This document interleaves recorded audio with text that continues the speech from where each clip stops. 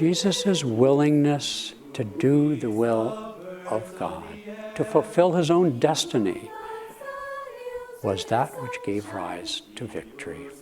All creatures share. Well, welcome everyone. It's nice to see a sea of faces. First time in 4 years we've had an open Easter service, and it's great to see everyone. This cross of roses has its inspiration in what to us is a photograph that was taken of Yogananda with a large crowd of students on an Easter day, in which they had a full-size cross, but instead of emphasizing what the cross usually symbolizes, it's filled with roses. And our friends here, of which there are many, from Italy, today is an Italian service, but you won't catch me speaking Italian. I understand you all actually have one of these, and in your ceremony, people come up with the roses and place it there. So maybe we'll do that next year. Well, I may not be Italian. I may, in fact, be 100% Irish, but that doesn't prevent me from having been raised a Catholic. And I know that's news to most of my friends. But you've probably, maybe you've heard that story of the old man who had a heart attack in the supermarket, and he was Catholic, of course, and he was hauled off to the Catholic hospital and had a heart surgery, and afterwards he wakes up kind of groggy, and there's a nun sitting there with a clipboard and an expression on her face that some of us knew growing up, and she had a pen in her hand. And she said, sir, how do you intend to pay for this operation? Do you have insurance? And he said, no, I don't have insurance. Do you have any money? No, I don't have any money. Do you have any relatives? Just a sister, but she's a spinster and she's a nun. And so the nun took offense at this. She said, nuns are married to Jesus Christ. So he said, well, can you send my brother-in-law the bill?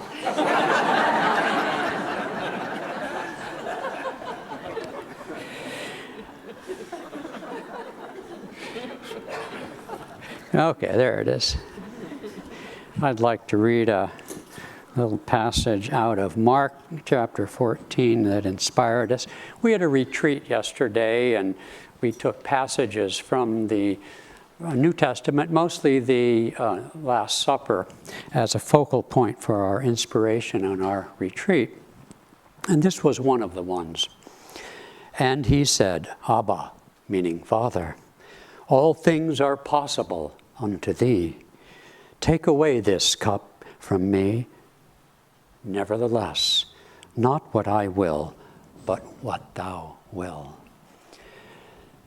The lesson of the crucifixion and its necessary concomitant, the resurrection, is the willingness to do the will of the Father, the will of God, to do that which is dharmic, which is to say righteous, that which we should do.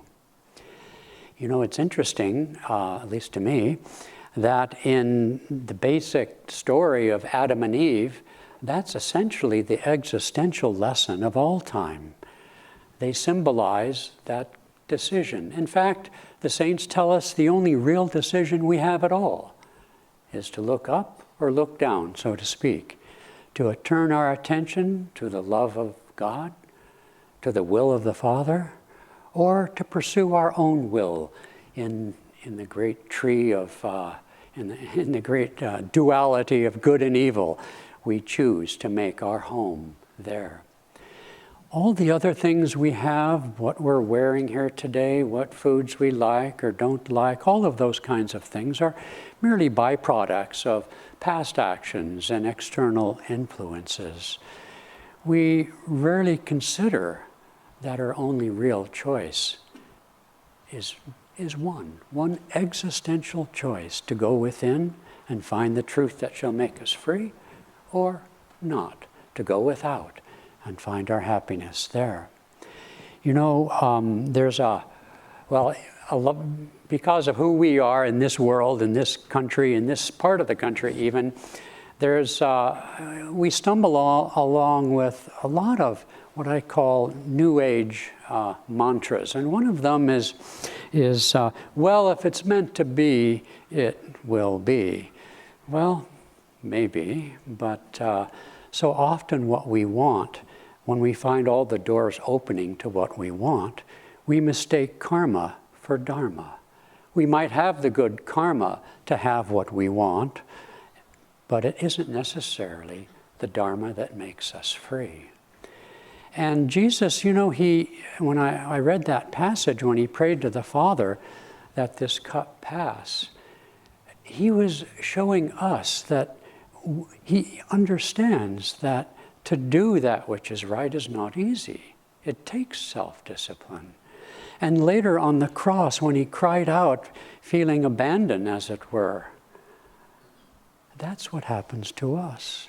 In our dry periods, in our anxiety, in our emotional issues that come, in our physical pain, in our emotional pain, we cry out, feeling lost, in despair, abandoned. And thus it is that the great saints everywhere model for us that right attitude. There's a sentence in a poem that Yogananda wrote dedicated to his guru in praise and gratitude, and it goes something like this, if I can say it halfway right. It says, even if the gods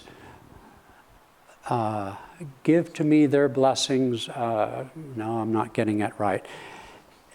Even if all the gods bestow upon me the blessings, but if I am outside the benediction of your blessing, O Guru, then I am abandoned. I pine for your own pleasure. And so it is that we too easily mistake what we want for the divine will. It's simply not that easy. How few people even turn within to ask what is right for us. I told the story yesterday of, it's in the annals of Ananda's culture now in history, when after the forest fire, which more or less destroyed Ananda village in its early years, and Swami Kriyananda, our founder and a direct disciple of Yogananda, as most of you know, he had the perspicacity, the wisdom, to send us out. And the first, send us out because what do you do when you're hurt? You cover the wound, right? And we lost our homes, and Padma and I lived in nearby Nevada City, and Kirtani lived in our house there for a time, as I recall, and we had a little ashram there. But the natural inclination is to fix your own life. But Swami saw that the way to grow spiritually was to go out and serve other people.